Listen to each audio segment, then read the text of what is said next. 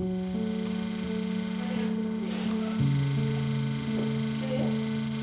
was a pretty easygoing fella who was able to entertain himself, pretty up for anything, loved life, and loved people telling me that I couldn't do something and then trying to prove them wrong. Cerebral palsy for me as a kid was full on. I was diagnosed at 18 months when I didn't make the milestones that my mother thought I would. Surgery started at probably around about 5 to 6. Leg lengthening for destroying growth plates to try and have the left leg catch up to the right leg. Operations after operations just to make things as even as possible. Every day of my life there was some sort of pain, so it wasn't out of the ordinary, it was just what I had to deal with. You know, through it you get mentally stronger, and that's what I think has made me, is that I'm now stronger because of my childhood and my experiences.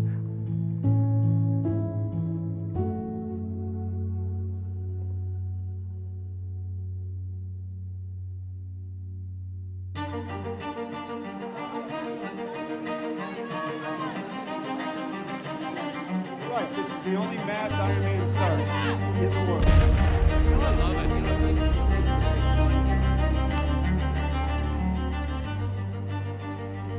Lockdown 2020 was obviously quite interesting for everyone, but for me it was a very lonely time, and for the first time on weekends I had not much to do.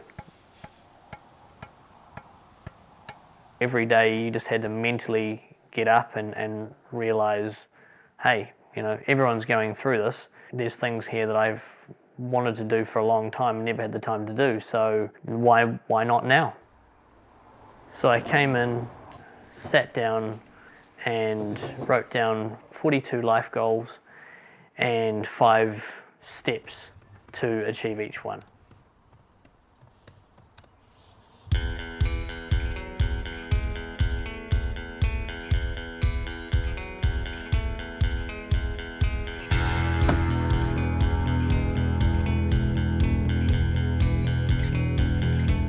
So cerebral palsy is a condition where your brain has been starved of oxygen for a certain amount of time in the womb.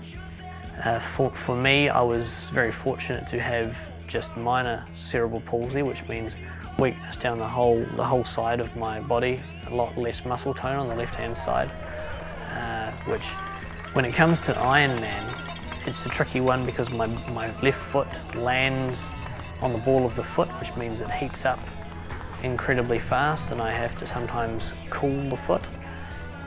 Cycling, I have more pressure obviously to try and keep the left side going, as the right has to kind of do double the work. In the water, the left arm fatigues considerably.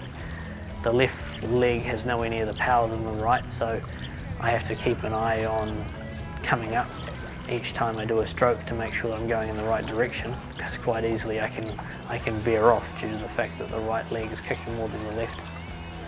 A little bit behind in schedule. How's your body handle the cold? Not great.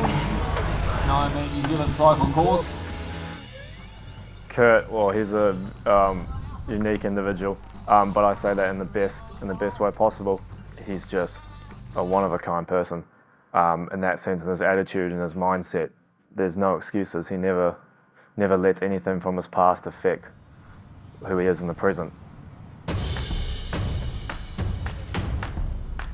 With his cerebral palsy, a lot of our first months of training was just getting him used to moving his body, which is very unique under load.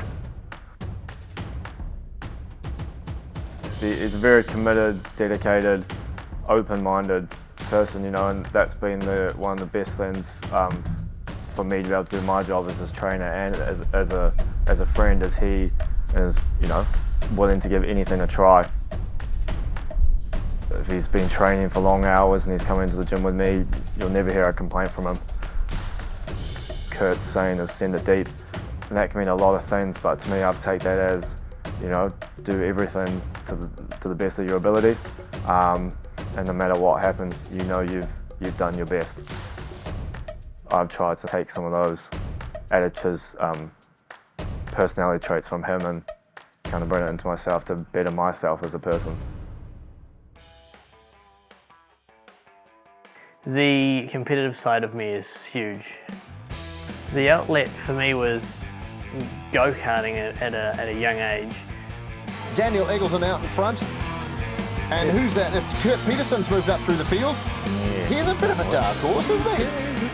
Trying to get the jump on the start and he's finding.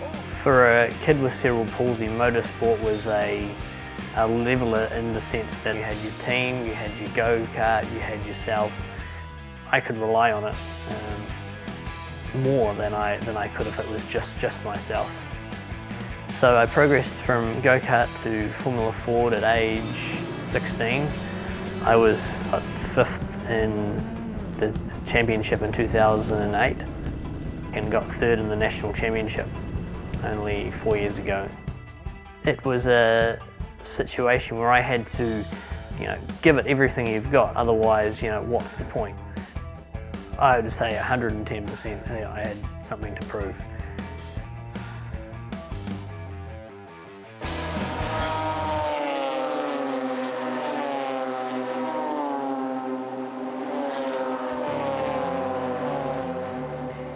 So Team Motive are a disabled motor racing team where everyone in the team, crew and drivers, have a form of disability. We have 3 drivers, one that has no legs, one that has no use of their legs, and then there's me who has minor cerebral palsy, which is pretty damn exciting. And for those who get that chance, it's fantastic, because back in the day when I was growing up, there was absolutely nothing like this.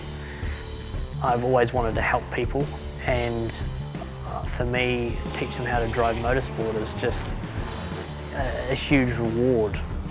This is a great way to kind of showcase that people with disabilities can be race car drivers.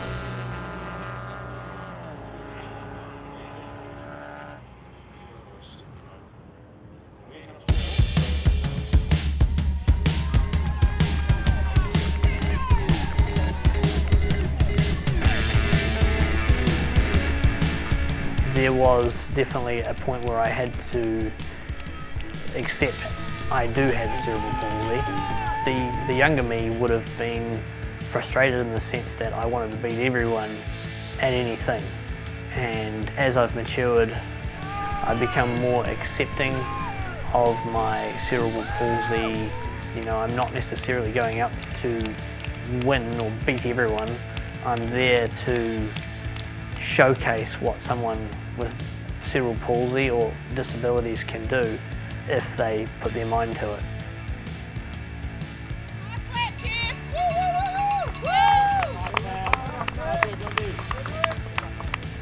The motto, anything is possible, is huge because it's something that I've actually sort of embodied my whole life. If you mentally rehearse failure, of course you're gonna fail miserably. If you believe it enough and you work hard enough at it, you will achieve the goal. I do a lot of visualization of crossing the finish line for the Ironman, how the crowd's going to be, how the sound is, what actions I'm going to do, so that for me it's already in place, it's already in process, it's already something that's been done, it's going to happen, and it's just complete the process.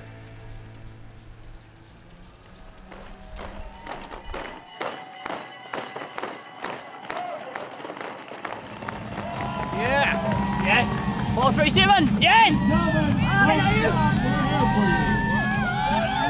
People with disabilities can be as competitive as those with able body and can push themselves, and if they're determined enough, they can do whatever they want. And you've got the dream and you've got the determination and the dedication.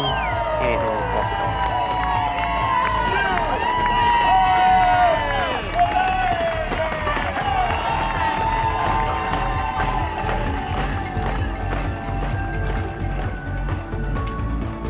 All done. Finally. Ah, wow. Woo!